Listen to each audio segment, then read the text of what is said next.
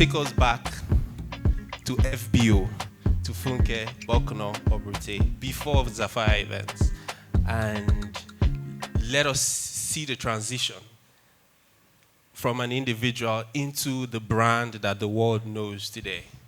I will first of all start with growing up. I grew up in Lagos, growing up in a house of just two children, me and my younger sister, my dad and my mom, very nuclear family, but with an extended family of cousins on both sides. And it was of course we would hang out with families, celebrate, have fun, go on holiday. So it was a close family with all our other cousins on both sides. And then, of course, growing up, I went to secondary school in Lagos, primary school, Fountain, Nigerian Navy, secondary school, Ojo, and then I went to University of Lagos to study law. Now, before I studied law, I wasn't even sure of what I wanted to be in life, but I knew that I wanted to kind of like be someone that was into mass communication, public relations, advertising, because I kind of felt I was very amiable, fun. So I felt PR, then there were not many. So like all of you are in this room, you're doing all different great things, but there were not many different things to be done at that time. So we're talking 1990 something. Some of you maybe were not even born, But then it was just a case of you had to choose, being a doctor, being a lawyer, an engineer, an architect, and then there were now other layers. So the other layers were now PR, advertising, all those mass communications. And my parents were like, mass communication from where? Never. You are going to study law. And by force, I studied law. Got into University of Lagos. I didn't like the law right from year one till I finished. Got into law school. I still didn't like it. But I just thought, let me continue to try and see. Maybe, sometimes you're doing something, you may think you like it, or you don't like it, but you just need to be more exposed, and you love it. I still didn't like it. I did everything lawyers would do. Chamber attachment, court attachment. Went to expose myself to I did everything. But I just didn't, it wasn't just working for me. But while I was in law school, my friends were now getting married and everything, and then I started helping them. But at that time, I didn't set up a business, I was just helping. And then I went to now work in an advertising agency called Type Communications during youth service. I went to work in a law firm for 3 weeks. After, when you youth service, my parents said, I said, okay, let me go to work in a law firm. Maybe if I'm exposed and I'm in a law firm, I like law. I still hated it. And then there was an opportunity to work in an advertising agency, so I went to work there. And while I was there, I loved PR a little bit. I loved advertising. But my friends were getting married. And so that's how I now started, with that before. And then I started the business. So if you say as an individual, I was just a very fun person. I was very involved in church. I'm still involved in church, but of course, not as much as I was when I was in university. But I was very Jesus sold out to Jesus gang kind of thing. So that was a really part of my life, my story. But, all these other things I did, dancing. I used to dance when I was in university, secondary school, everything, and I still dance today. But all those things. Interesting. Yeah. So was it a thing of passion, or it was just the opportunity that came up, or both of them? So when people ask me this question, I would say maybe I stumbled into it. So I'm not going to say it was passion. Sometimes you're doing something. You don't know what it is called, but you're doing it. And maybe you couldn't find the name, or you didn't know the name. So you could be, you love, like I say, because now it's easy for anyone to say, I'm an event entrepreneur. And you're like, oh, easy. But 23 years ago, it didn't even exist. It wasn't, yes. So how will you name something that maybe you didn't even know existed, right? So what it was for me was, I would see my friends getting married because I was very hyper. I'm very hyper. And I just loved things. I loved putting, like even when I was in secondary school, I was always the life of the party. I was always the one in the midst of doing things. My friends would always come to my house to hang out. I would put things, I would make sure things are happening. In university as well, I was the one. I can sort that out. I was like a fixer. I just loved that. But in the entertainment event space. So when my friends were getting married in law school, they were all very young. Even then, I used to think, are you getting married? Are you young now? We're young. Are you married? But apparently, they found the love of their lives. in law school. But while they were getting married, I noticed that people were stressed when they were planning their wedding. They were stressed. They would be frustrated. Their parents were on their neck. And they didn't know what to do. So I said, I'll tell a friend, what, let me help you. Whether your ashwebi that you're trying to get people to pay for, let me help you gather people to pay. So I helped her. I went to help her plan a wedding in Ibadan and everything. And I was just there. But I was just organizing, putting things together. At that time, as I said, there was no name. Then my friend was doing something. I just went to help. So, then internet was also, you had to go, I don't know how many people are above 40 here. You're above 40, maybe 42. 40 and a half. Who's above 40? You, sir? How old, sir? 41.2. Fantastic. In our time. So we're all Gen Z here. Yeah, wow. Gen Z and millennial. I love it. Gen X in the room. But a Gen X that is a Gen Z in the mind. I love it. So you will go to a computer center and to be able to even get anything, you sit down, those big systems, get your Hotmail, those kind of things. So for you to even Google, it will take you forever. Do you understand what I mean? But I went to check people that were doing what I thought I was doing abroad. So I said, it's called wedding planning. It's called event planning. I watched the movie J-Lo. That J-Lo movie, The Wedding Planner. I said, this is what I'm doing. You understand? And then I now said, I'm now an event or a wedding planner. So I went to meet one of my friends that my sister was getting married. I said, please let me help you plan. Then my cousin said, why don't you start charging? I said, hey, people will pay. In Nigeria, they'll pay. I said, yes. And then that's how I told them, okay, please pay 20,000. I can never forget. 20,000. I said, okay, I'll do it, And then that's how. So that's why I say I stumbled into it. It wasn't like I sat down and I said, oh, I'm so passionate about this. It was like so that's why sometimes I always tell people that don't be forced. When that thing of people say things like, oh, your purpose, your passion, we feel pressured. You may not know until later. You may even be doing things that you think may be your passion, but they are not. So it's just important to try as many things as you can and see what works. So that was just it. I kind of stumbled into it. Okay. You've mentioned a lot about your friends and all of that, but in terms of, was there a deliberate community of people around you that helped you make that transition? Incidentally, I was at your event, the relaunch of These Jeans, and I saw the interaction between TA and Ebuka and quite a number of others. So did those group of people form like the first community around you at the start? Ebuka and Co are young. They are young people. They're my sister's friends. They were all my sister's friends. Okay. My late sister. Right. So that's how I kind of even became close to Ebuka and Co. Okay. Right? Lamide and all those Bemi and Co. Okay. So that's why you saw a lot of them there. Okay. So, but starting out, it was a community. You're right about the community. So a community of friends. I always tell people that I've been blessed with great people. I'm not going to deny it. I'm not, a lot of people come and say, oh, people didn't support. People supported me. I'm not going to come and say, there were people that doubted. So we also have to cut people some slack. People are not going to, not that they don't support, they don't understand. When you don't understand, you can't really give your support. Right. My parents didn't understand. Event planner, wedding planner. After the law. My wig and gown was from the most expensive place to buy wig and gown. You did law. You came out with, I even had a tutu. A lot of people that were smarter than me even didn't come out with tutu. They came out with pass. So I'm just trying to say that they felt, this is the beacon of the society. You are going to carry us into the next generation of lawyers. Do you understand? But they didn't understand it. So I said, I'm going to be a wedding planner. At first, I started out as a wedding planner. Then, but because my friends, so what happened was, because a lot of my friends, thank God for friends that met good men early. So they were getting married. So you understand? So I all plugged myself into how do you know? I'm planning your wedding. I'm working with you. You're going to use me. I don't care. I forced myself. Whether they wanted to use me or not, they used me.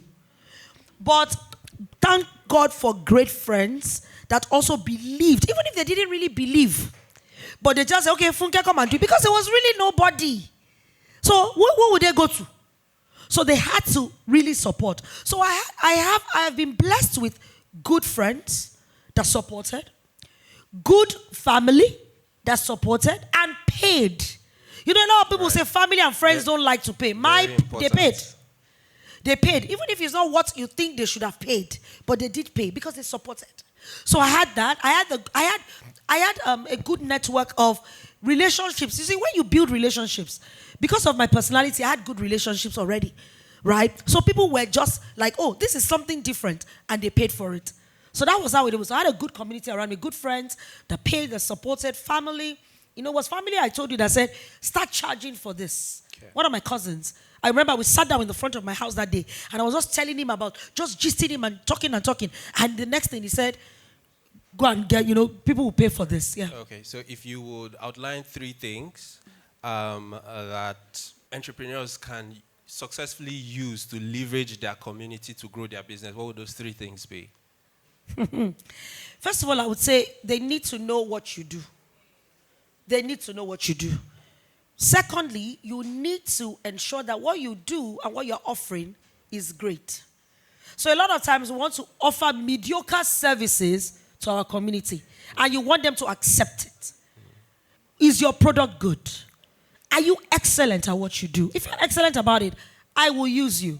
Now, even if you are not excellent and then you even made a mistake, how are you working on that mistake you made? Do you understand? How are you remorseful? How are you making changes? Because we want people to give us things on a platter of gold. So how are you saying, oh, I messed up, but you know what? Can I have another opportunity? These are the things I'm doing to get it right. Oh, I didn't know what to do at that time. Oh, I'm so sorry.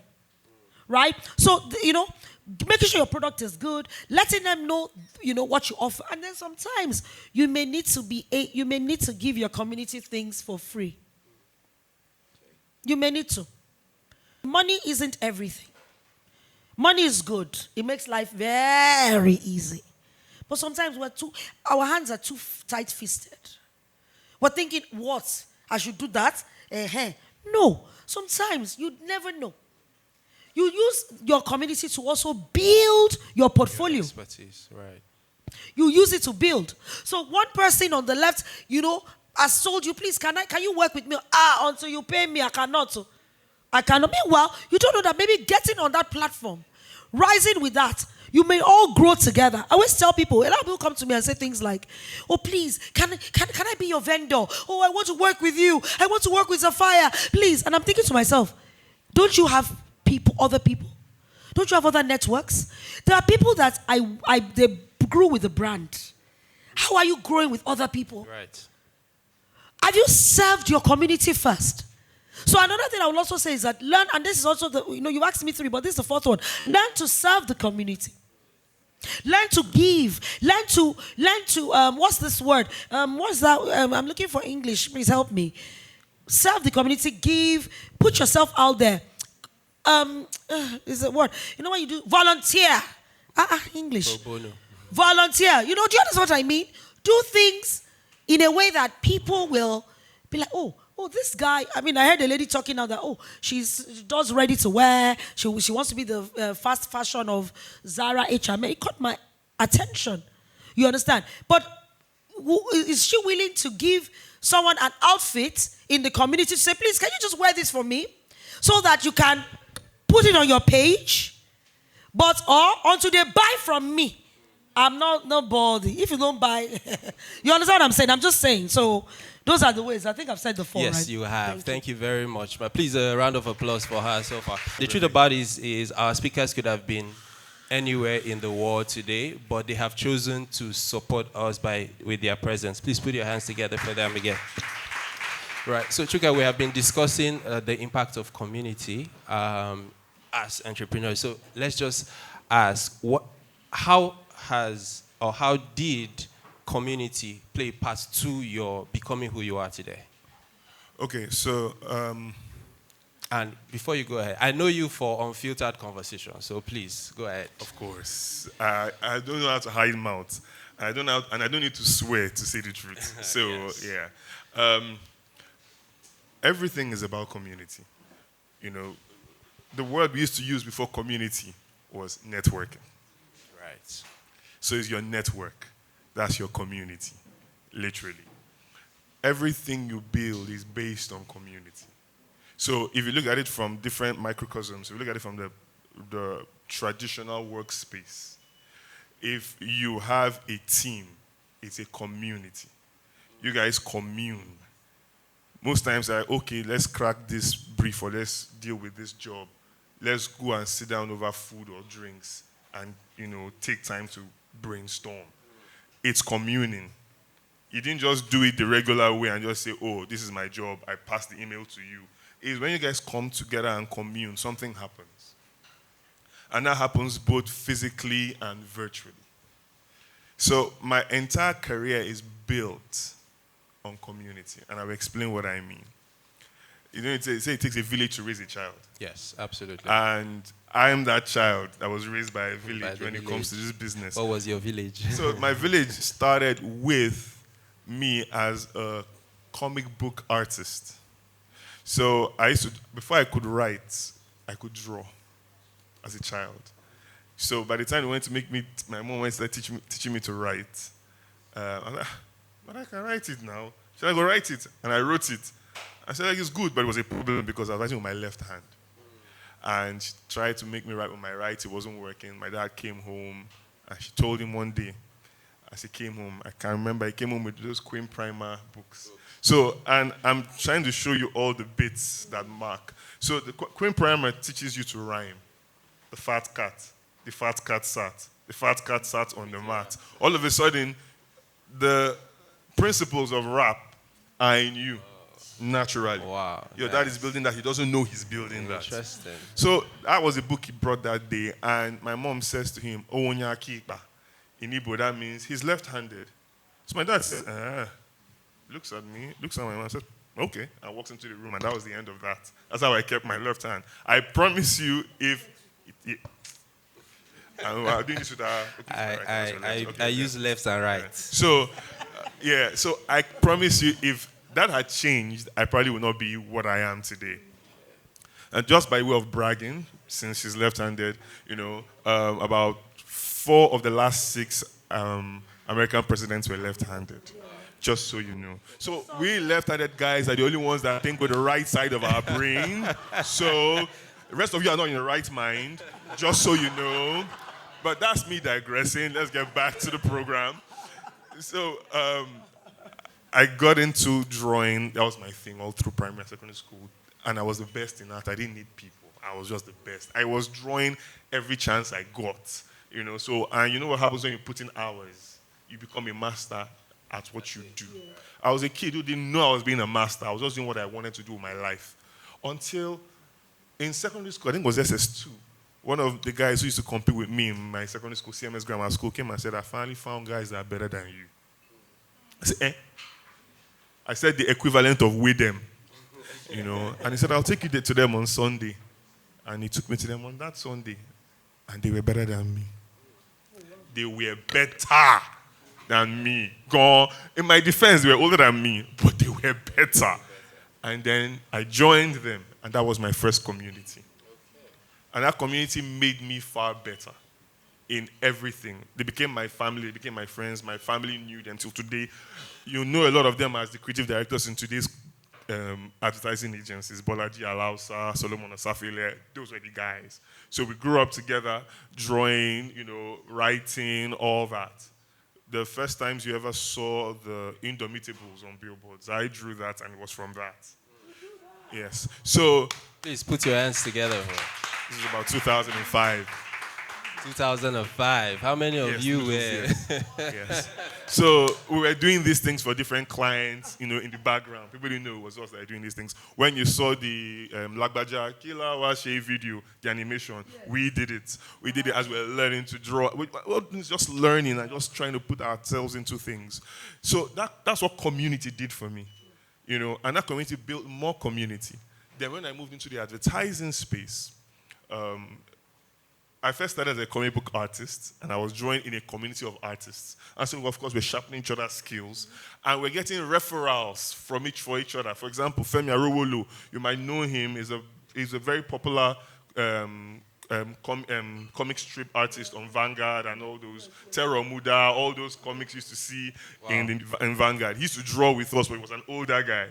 So he used to see how I used to write, because I'm very, very particular about my writing. And then he said, use your writing skills. I know somebody, the MD of Punch, his daughter is getting married. He's looking for somebody that is going to help him to address the cards for his daughter's wedding. And I got the gig to do that because of my community. So that's what community does for you. It builds that space whereby you grow. It's not necessarily even about the money you make immediately. It's about the skills that make you able to make the money over time. Yes. That was the second community. The third community was when I went into advertising. The creative directors that groomed me. It turned me into the monster that I became. I was already a monster as an artist, but I wanted to write stories, not just interpret other people's stories. And so those people became my community in many ways. Like, apart from being my creative director, they will buy my, you guys might know Tolu Ajayi. Tolu Ajayi is a director. Yes. He was one of my first bosses. Wow. And he will be buying clothes, and he will buy clothes for me as well. The first set of proper shirts I had were bought by Tolu Ajayi. And this is while teaching you different skills. There was a GT Bank ad he did. I think he gave me the chance to write as a junior at the time. Then when there was Malta Guinness Street Dance, back then I wrote the episodes. So this was happening because there were people around me giving me this breath. There was a lady, she's late now, God rest her soul, Kumbi Seweje. Kumbi was my direct boss. When I went into writing, Kumbi I've not met a tougher person in this life. And Kumbi will make me write 10 scripts in like 2 hours for one client. And she would trash everything. At the point, I was like, I say this every time. I remember that day. I remember exactly where we were. There was a meeting room upstairs in SYU. I told her, I'm not really cut out for this thing, am I? The woman said, no, you are. And went on trashing the scripts.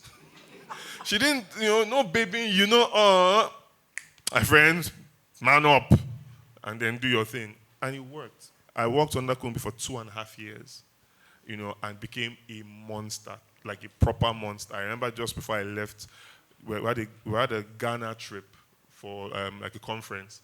And then the HR called me aside and said, the company had decided that based on how well you work, you spend a few extra days there while we come back. Here's some spending money. And this is not because I was just good. No matter how great a diamond is, it is not that great until the diamond cutting machines have done its job on it. Wow.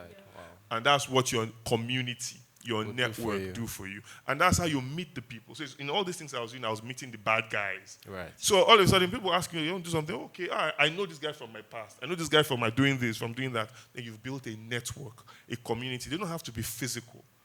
But as long as they are bad guys, as long as they have integrity, and they know what you stand, you're made of, you're building a community. There's the Art 234 art fair going on right now.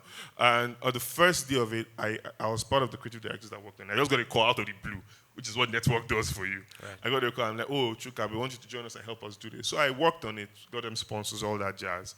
And on the first day, I go in, and I'm seeing people I haven't seen in 20 years. Wow. Kelani was an artist in Yabatek. Yabatek was our house at the time for all of us, because almost everybody went to Yabatek. I was the only one that didn't go to Yabatek, because I swore I wasn't going to study art. Because I was like, I'm really good at art. Let me study what I don't know. But I met those people, and Kelly comes to meet me, and Kelly is doing amazing. It's been over 20 years. And you've seen this people you've built a network with, and the network is still there 20 years later. Community is the key for everything. The last thing I'm going to say about this is Mark Zuckerberg did not charge you people money.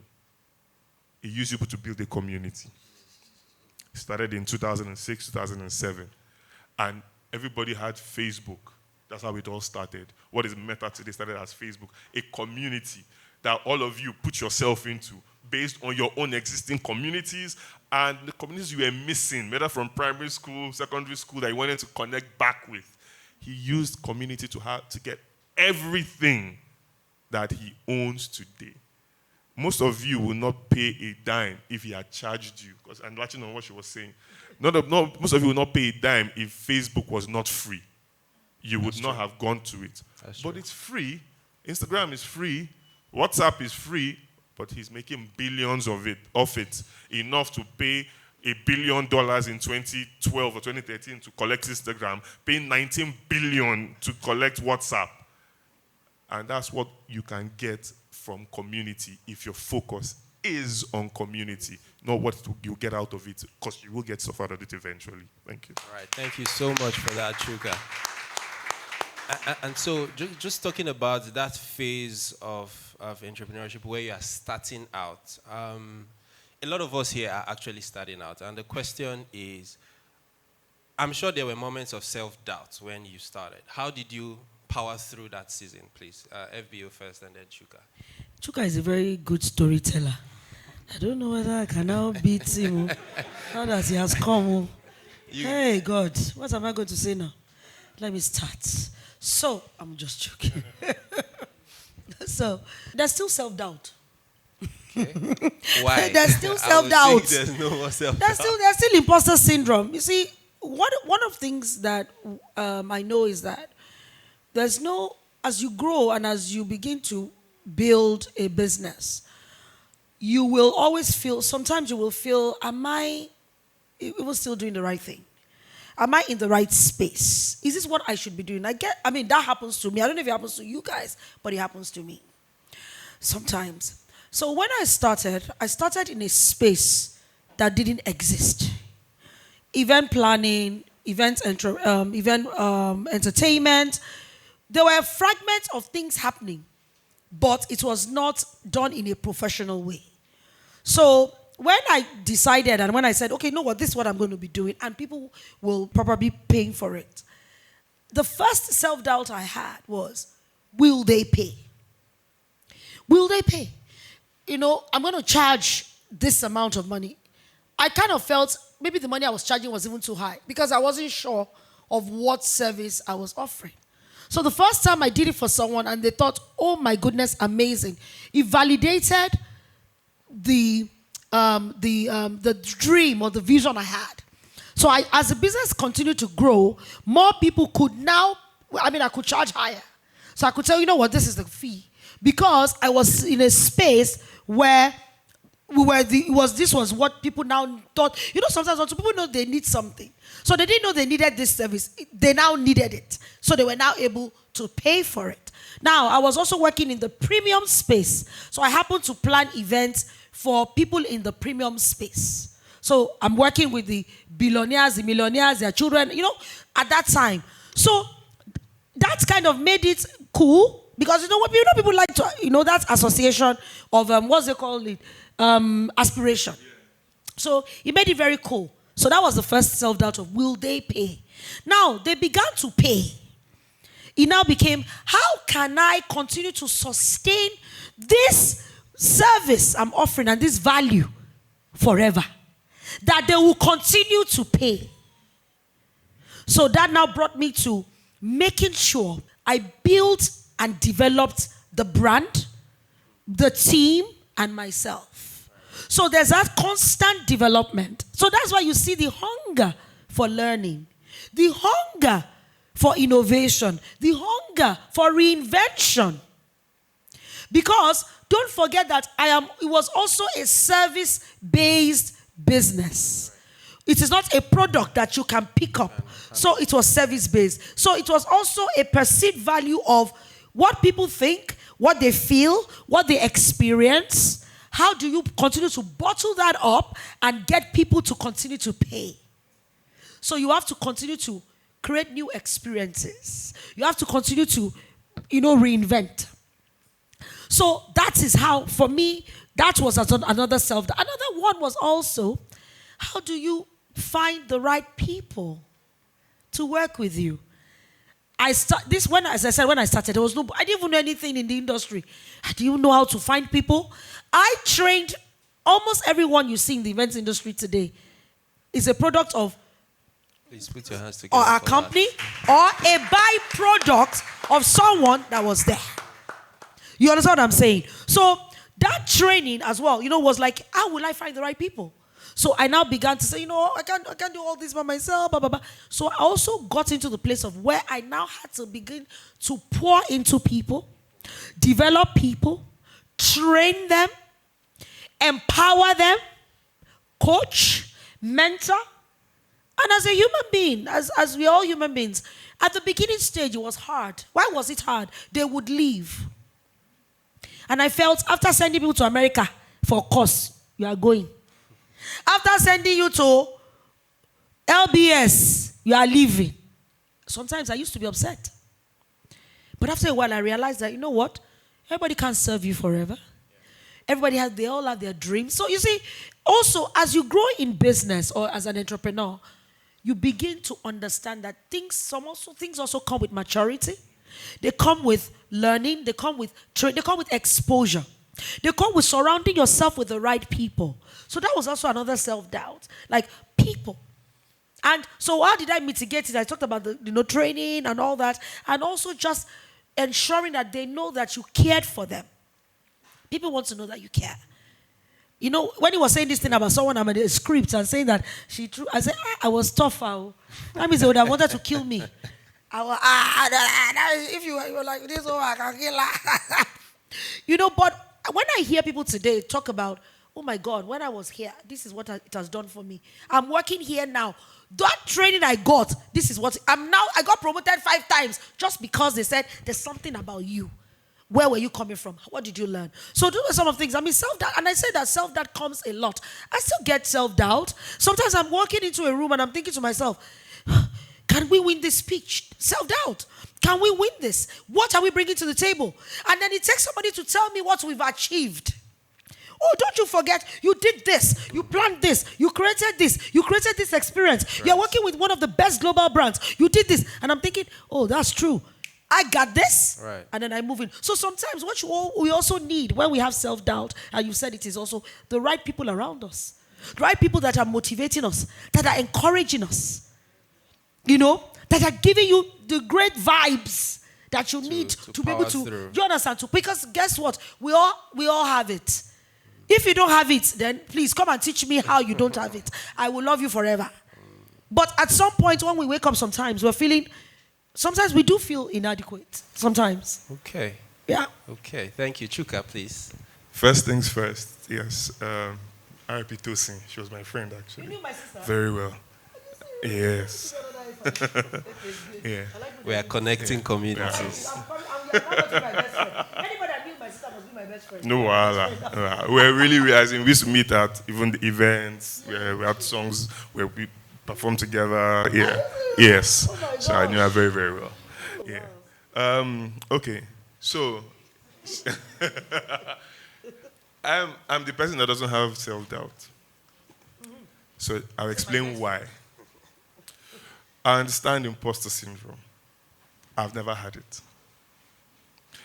And here's why. I have a spiritual anchor. That's Jesus Christ and the Holy Spirit. And I learned early on, about 2005, 2007, my first actual job was drawing comic books for a company called Letramed. Letramed is the company that owns Lantern Books. So if you grew up reading Lantern Books, they were all owned by Letramed. And so they had opened this comic book studio, and they were turning folklore into comics and Bible stories into comics. As a born-again Christian, I picked to do the Bible stories because it became ministry for me. And here's what I found out for me, which I always, my advice for people is always find your anchor. Find your spirit. And my anchor is God. Because you will go through tough times. You must go through tough times. There is absolutely no use of having a life that doesn't have tough times. It's none. So I found that the ideas were not coming from me. I am a conduit. I'm a funnel. I'm a wire. That's all I am. You can't come and blame the wire. that the bulb is not going on. Current that did If not you do flow. not press the switch on. You can't complain that the wire is not, transmitting electricity if you don't on the gen, right? So I'm like, God, I'm just the wire. I'm just the conduit. Pour the ideas through me.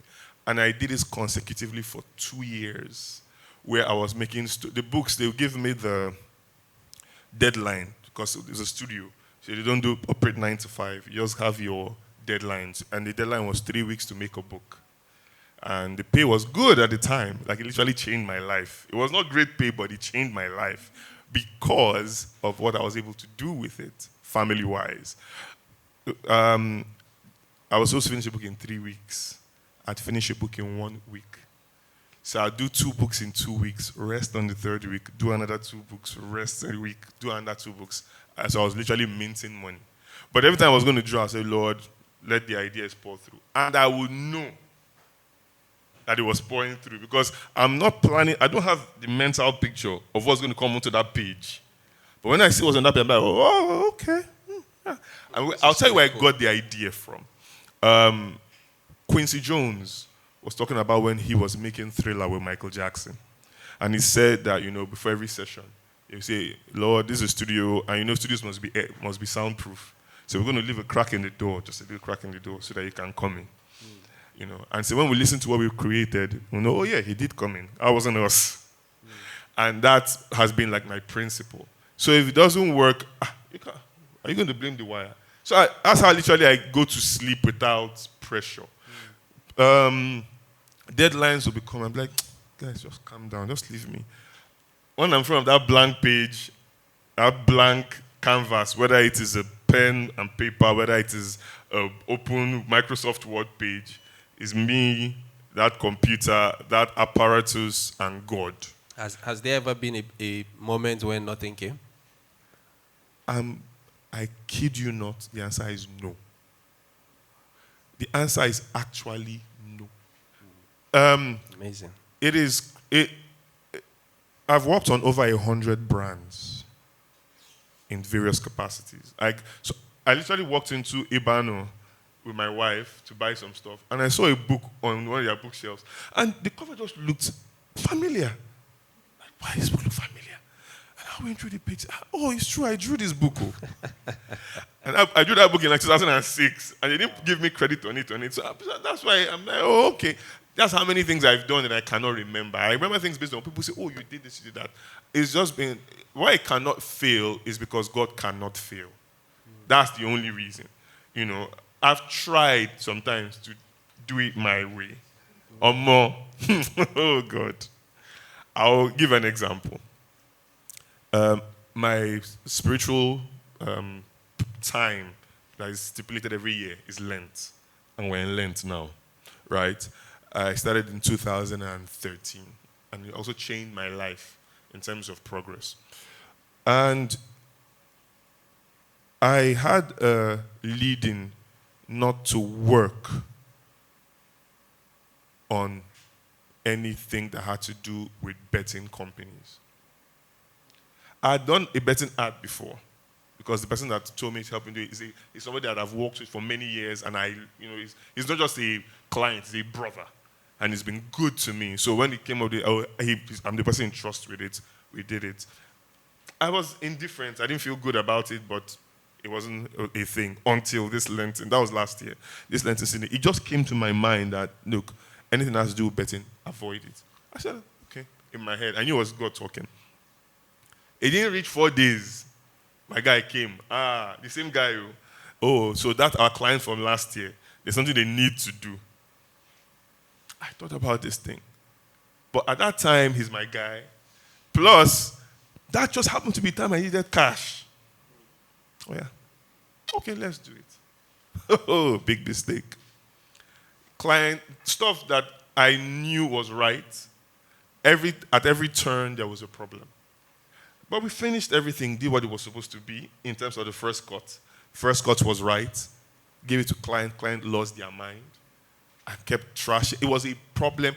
And all through that period, I fell ill. I never fall ill. And the illness was, I thought it was malaria. I took malaria drugs, finished, I was still ill.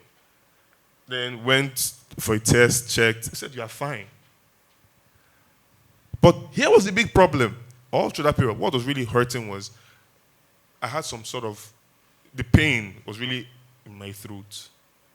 I couldn't eat, I couldn't speak. Just every time I swallowed my saliva, I would wince in intense pain. I understood what people who are addicted to painkillers go through. But they just told me, write it out. There's nothing wrong with you. I knew what was wrong with me. I didn't listen. That was what was wrong with me.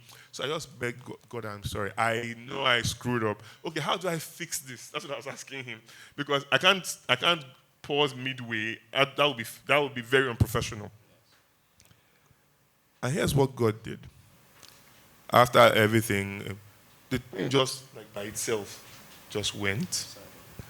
Then the client came back after all their back and forth. It was the exact first cut that I had given them that they lost their mind over. They came back to and said, that's where we should have been. But here was the real kicker.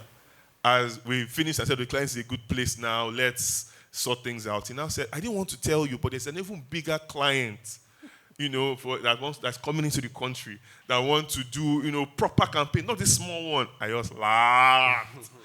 I said, why are you laughing? I said, let me tell you. See all this problem I'm having with the client is my fault. This thing I'm telling you happened this week. I'm not telling you something that happened in the past. Wow. I got my voice back literally on Thursday. Wow. I literally wouldn't have been able to be talking here. Wow. It was so bad that every time I talk, I try to speak.